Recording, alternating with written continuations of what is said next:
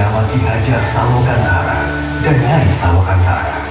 Selama puluhan tahun bersama, mereka pun juga dikaruniai seorang buah hati. Suatu hari, Ki Hajar Salokantara berpamitan untuk pergi bertapa ke Gunung Telomoyo demi meminta keajaiban seorang buah hati. Dengan menitipkan kelintingan pusakanya, Ki Hajar pun pergi meninggalkan Nyai Salokantara.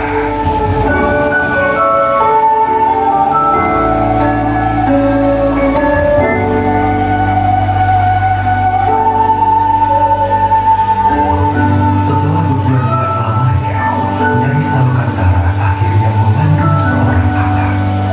Namun, takdir semesta mengejutkannya. Anak yang dikandung Nyai bukanlah seorang anak manusia, melainkan seekor ular naga yang bisa bicara. Ia memberi nama naga tersebut Baru Kelinting, nama yang diambil dari kelintingan pusaka milik Ki Hajar Salokantara.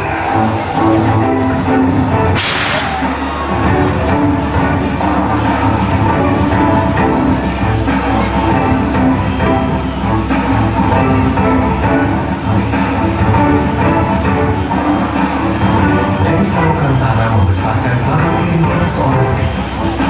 Baru Kelinting memiliki kekuatan untuk memperbaiki segala sesuatu dengan hembusan nafasnya. Dikala Baru Kelinting beranjak remaja, ia mulai bertanya akan keberadaan ayahnya. Nyai Salokantara kemudian mengundang pergi untuk menemui ayahnya di Gunung Telomoyo dengan membawa bukti berupa kelintingan.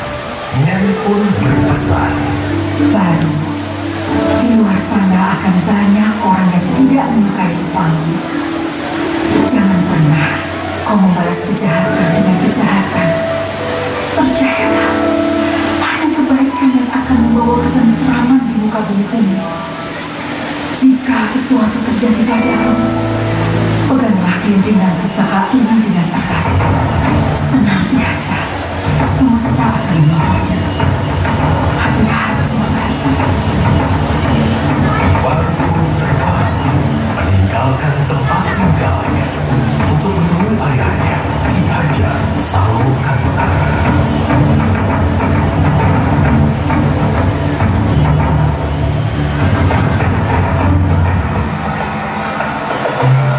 Setibanya di Gunung Telomoyo, Baru Kelinting membangunkan Ki Hajar dengan keberadaannya. Ki Hajar Salokantara sangat terkejut melihat rupa Baru Kelinting yang merupakan seekor ular naga. Baru Kelinting kemudian memberitahukan Ki Hajar bahwa ia adalah anaknya.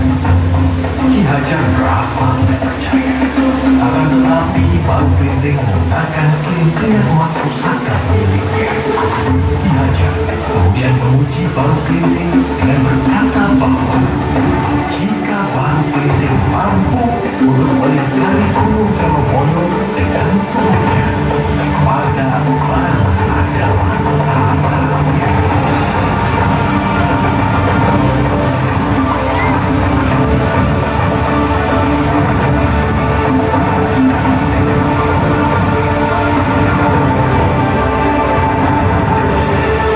Dengan keberhasilan Baru, Ki Hajar kemudian berpesan, "Wahai Baru Kelinting, kau memang anakku yang dikaruniai oleh semesta.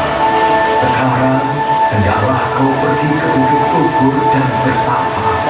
Maka wujudmu akan berubah menjadi manusia."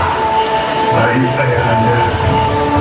Dengan harapan besar untuk menjadi ciptaan yang sempurna, Baru Kelinting terbang dengan cepat ke Bukit Tugur.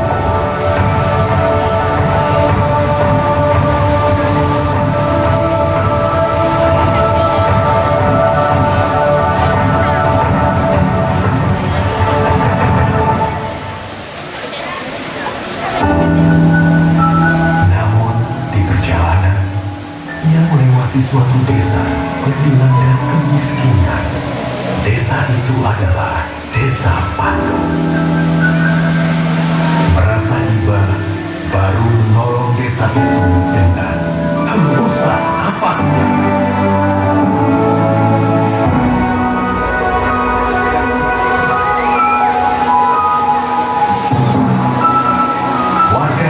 Patuk dengan berlomba-lomba mengambil semua makanan itu.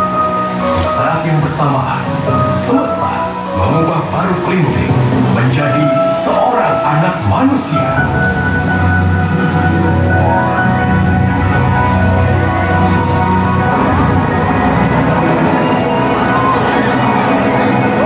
Ia merasa gembira karena wujudnya bukan lagi seekor naga yang menyeramkan. Tiba-tiba perut Baru Kelinting berbunyi kelaparan. Dengan rupa seorang manusia, Baru Kelinting tidak lagi takut untuk menghampiri desa tersebut. Ia berjalan mendekati desa dan meminta makanan pada salah satu warga. Akan tetapi, Baru Kelinting malah diusirnya. Siapa kau anak kecil? Di sini tidak ada makanan untukmu. Semua ini hanya untuk kami, warga desa Patuk. Pergi kau dari sini.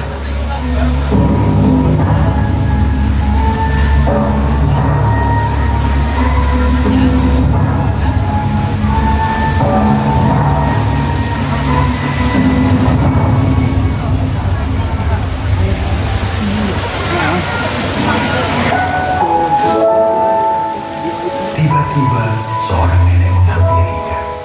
Nenek itu menanyakan mengapa Baru menangis. Kemudian Baru bercerita bahwa warga desa Patuk mengusirnya.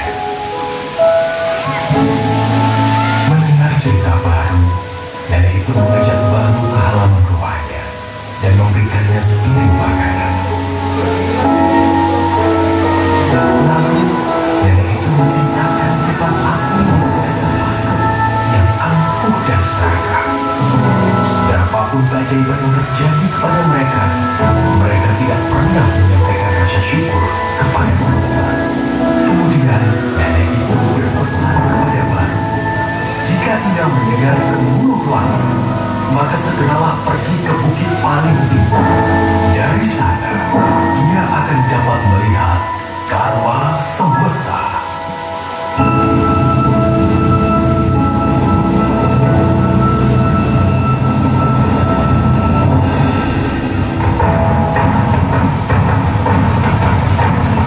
Tak lama kemudian, besar terdengar dan hujan mulai turun.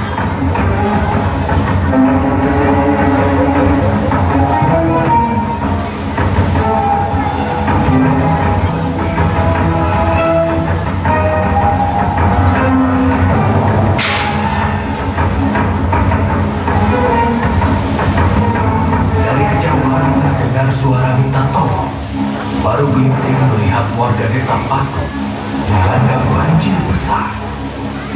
Melihat kejadian tersebut, Baru teringat perkataan ibunya. Jangan pernah kau membalas kejahatan dengan kejahatan. Percayalah, ada kebaikan yang akan membawa ketentraman di muka bumi ini.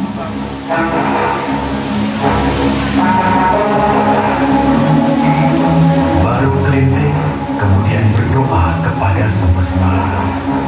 Wahai semesta, kembalikanlah wujudku seperti semula.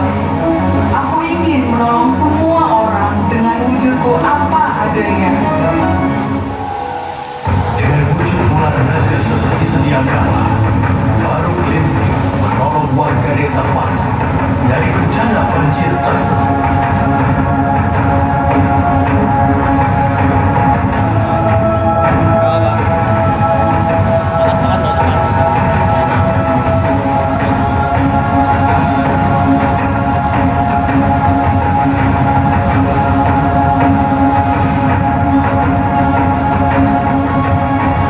Sampainya di puncak bukit, warga desa Patuk merasa takjub atas sosok seekor naga yang telah menolong mereka.